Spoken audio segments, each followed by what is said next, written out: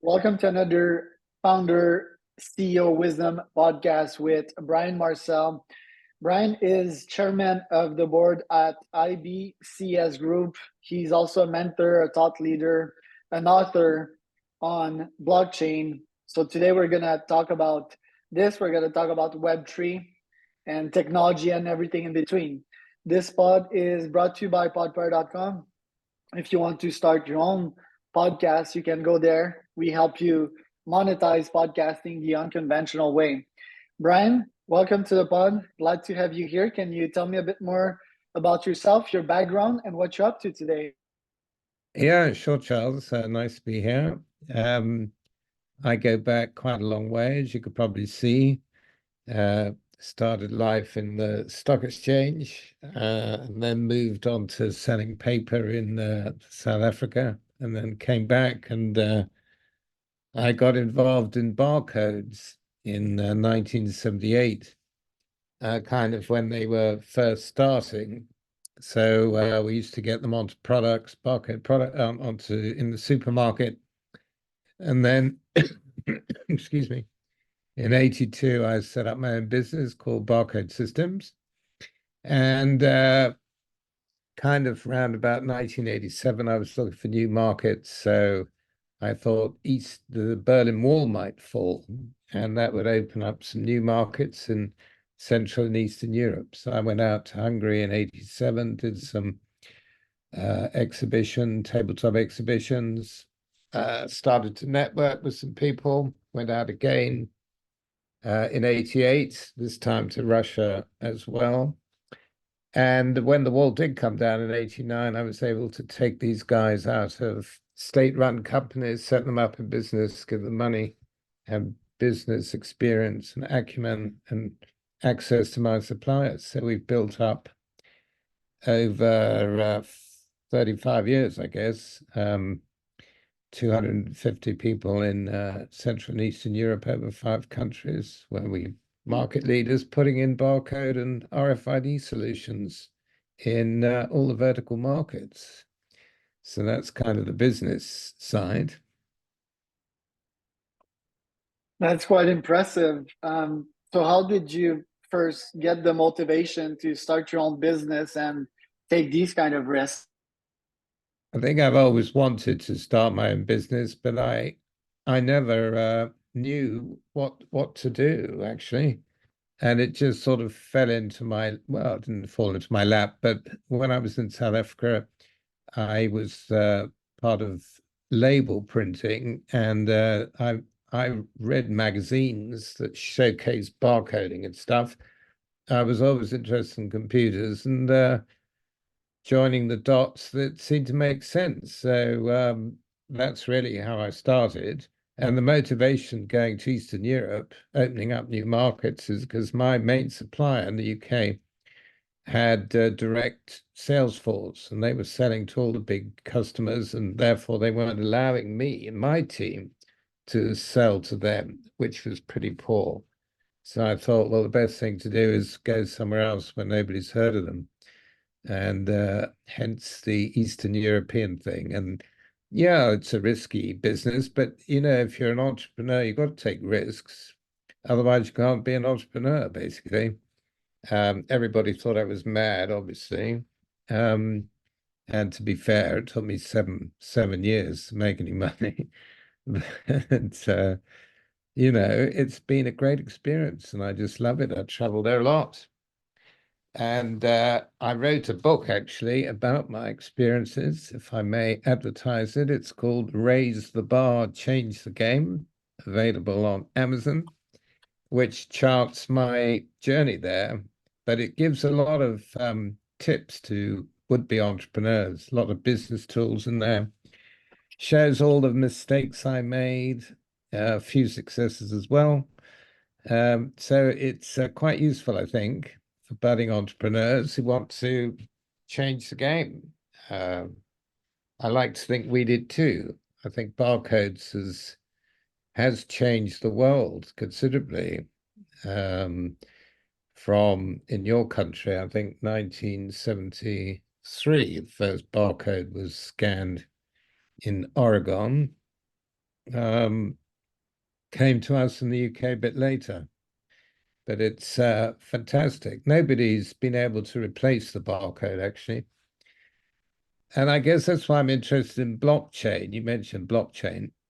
I'm on the advisory board of IOTA, which is a non-for-profit foundation, and they have a blockchain called the Tangle, which has the same characteristics as a blockchain, but it's free to use. It's much faster than blockchain or any of these other cryptos, and it's got all the security and all that kind of things. I think that's the future. I call it barcodes Mark II, actually, because you can use the blockchain for the same sort of things that you use barcodes for. You need a digital identification to start the transaction in the supply chain or whatever, and a barcode is a digital input, so you're already there. So I think it's going to change the world, frankly, one day. It's a bit slow, to be fair, in adoption. But I'm not talking about crypto here. I'm not talking about Bitcoin as such, that Max game, but I'm talking about the platform that Bitcoin runs on. I'm sure you Right. know. Yeah, I'm bullish on that too, for sure. I want to ask you, because you've been in business for that long and you've dealt with various humans and markets. What have all that experience of yours in business taught you about human nature? Well, of course, it's been fascinating taking these young guys in Eastern Europe from a communist um, command market, if you like, where nobody even knows how to sell because they're not allowed to. Um, they have to buy what they have to buy at the price they have to buy at. So there's no managers or anything like that. So they were all really eager to become entrepreneurs because it was all suppressed, but they could see what was happening in the West and wanted a piece of the action. So my guys are amazing. They've been with me for years and they've just taken to it like a duck to water.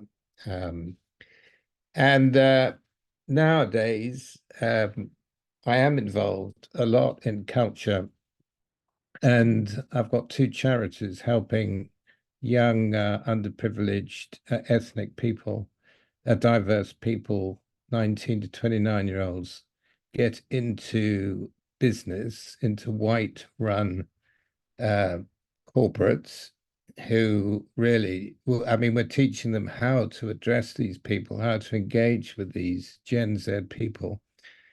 And I've also got a charity that keeps young Black people out of gangs in our East End of London through boxing and some motivational programs. And I'm spending a lot of time doing that these days because I think that's worthwhile. It's quite interesting, yeah, that you're at this stage of your career, in which you want to have a social impact as well. Do you still have a drive to make a capitalist impact as well on your end nowadays? Yeah, very much so. Because I'm still working full time, and I like to teach, mentor these guys. Really, we've got an app called Progress without the vowels, which matches mentors with mentees, and it gives like we've got a pool of 1,500 youngsters, all very bright, by the way, looking for direction, looking for jobs, looking for help. And we build up some mentors on this app to help them. And they find it invaluable. They often get jobs that way. And the mentors themselves benefit from reverse mentoring, which we do as well. And they've learned so much about themselves. And I have one corporate who wants all their team to be mentors because they've just found it so valuable. And not many people know how to engage with these young, diverse kids who were just, desperate for help and role models, and it's very, very rewarding, to be honest. Didn't realize it would be so amazingly rewarding. I've only done it for about 3 years, but I'm privileged to have the time to do it, actually, you know. So Plus, great. you still crunch 150 kilometers in the mountains of the Tour de France at your age, which is pretty impressive. Well, it's exercise, and I think you've got to be really fit. I mean, that's one of the main things in life. I hate talking about health, but in June I had a septic shock, and I was in ICU for 2 weeks. And I made a fantastic recovery, and it was all because I'm fit. Um, I was on the golf course 3 months later, walking around on my bike. They said I wouldn't cycle again for 6 to 9 months, but I was up there, cycling up the mountains in September, and it's all down to good health. So I cannot emphasize enough how important your health is. I'm sure I'm preaching to the converted, but I just I, Yes, you are. I'm all about sport, not just for health. Actually, me, I'm a big mindset fan. I've been a student of human psychology since pretty much forever, and one of the greatest ways to tame your own demons and build up angels up there is through going through hard pain and through surmounting obstacles. And I don't know better teacher than sports to do that. Imposing pain on yourself, overcoming challenges, overcoming mountains that you tend to think are impossible to surmount. I mean, we can theorize all we want up there, but I think the easiest way to teach yourself stoicism and how to handle pain and create growth is sports. I'm curious because your organization, Box Up Crime, you use boxing to teach these youngsters some discipline, right? For outsiders that have never boxed, they're probably like, don't you teach these kids some violence? But when you're in the ring, you very much understand that anger is not gonna help you win that battle and that you need to be strategic. So why did you choose boxing as a way to teach these young kids to behave and to favor growth and personal development over crime?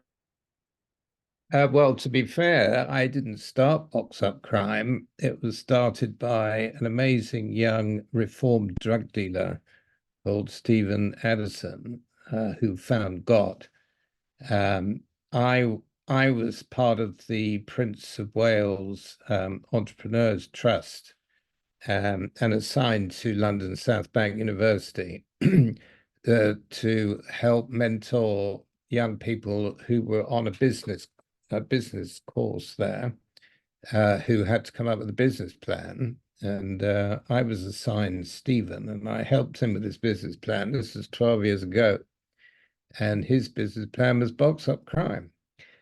He had been in boxing. He was a boxing gold medalist, and as I say, he reformed a drug dealer. And when he found God, because two of his great friends, he woke up one morning and he was on the front cover of his local paper, having won this boxing thing. His friends were on the back cover, having been indicted for murder. So he realized pretty soon he had to turn his life around. Since then, so it was all his idea. But we've stuck together. I mentored him, and now I chair his company. And but I don't box. I haven't a clue.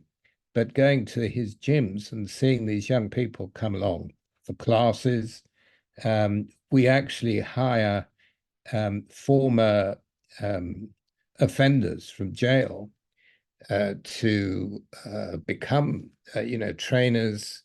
and mentor these young kids. So it keeps them off the street because they've got role models, they've got something to do, rather than be bored at home. And that's one of the things that causes people to go into gangs. Another thing, of course, is their fathers either in prison or dead or divorced or something. So they've no father figure. And I suppose I'm a grandfather figure, but it's just fantastic to see, very, very worthwhile. And a lot of these former offenders are now big trainers in our gyms, and they've found a new life coming out of prison. So it works all the way along. We've had Prince Harry down say hi. We've had our mayor of London down. So we're quite visible, but we've got a long way to go. Right. What are your goals for this year? I want to sell my company, I think, because although I don't want to retire, um, I'm getting on a bit, and I'm not sure what my wife and daughter would do with the company, and neither want to succeed me, so I might as well give them the money. But I'd like to stay on because I find technology just fantastic. And every time I see new technology, especially AI now, um, I want to be involved and see how we can apply it to our customers. Um, so I think if I was sitting at home reading about AI, for example, and not being able to do something about it, I think it'd drive me nuts.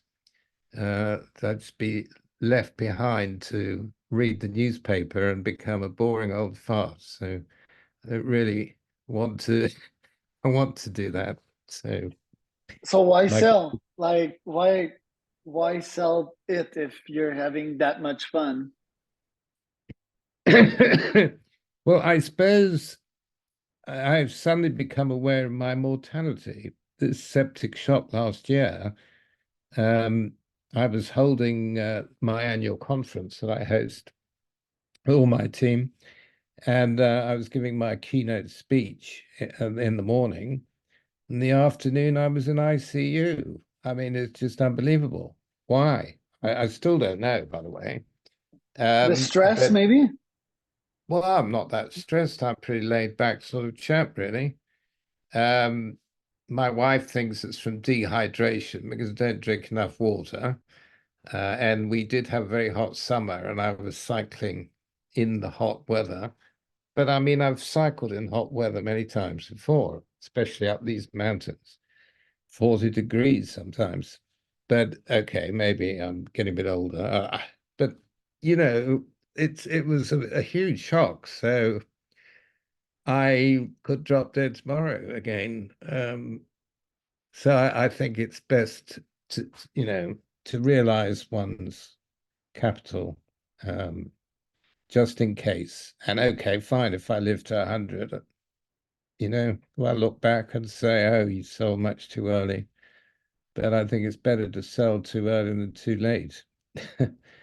Or no, who knows? It's like buying shares, isn't it? You can never find the top of the market at the bottom of the market, and you can never sell at the top unless you're really lucky. So you've got to play the cards you've got. Fully agree. What do you find fascinating about AI and where do you see the industry going? Well, of course, um, it's in its early days, but we're already putting it into software to try and make it more intelligent and make customers make better decisions. So I think it's definitely helping the decision-making process. Um, Putting it into firmware on some of the hardware that we sell, especially like cameras, machine vision, allows you to identify shapes and sizes, and our latest scanner at the checkout doesn't need barcodes anymore. It'll just recognize what product is just by looking at it, which is incredible. You can do the same on a conveyor belt as well. You can use it in the warehouse to pick, to make sure it'll actually see and tell the picker these pick the right stuff. That will eliminate a lot of errors. Industrial automation, basically. So other huge, huge things that we've not thought of yet.